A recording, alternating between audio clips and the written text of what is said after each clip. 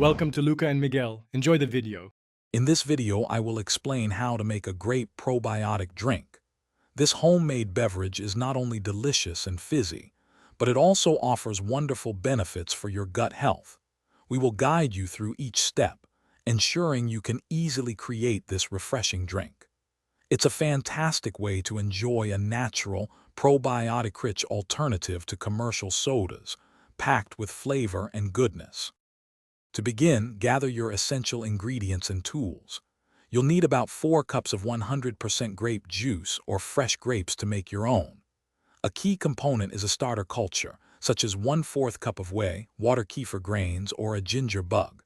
Additionally, have half a cup of granulated sugar, 2 quarts of filtered water, and clean, tightly sealable bottles ready. A large pot, potato masher, and cheesecloth will also be useful. Now let's prepare your drink.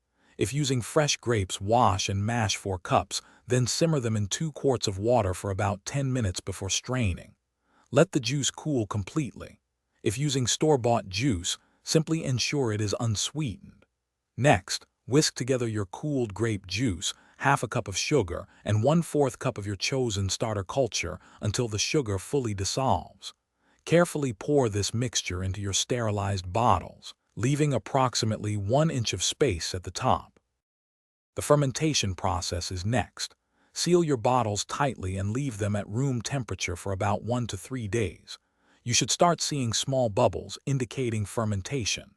Remember to burp your bottles once daily by briefly opening the lid to release excess gas, preventing too much pressure from building.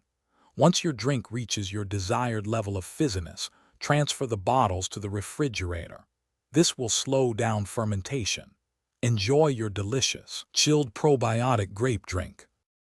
Thanks for watching and please subscribe. It's the best investment you'll ever make.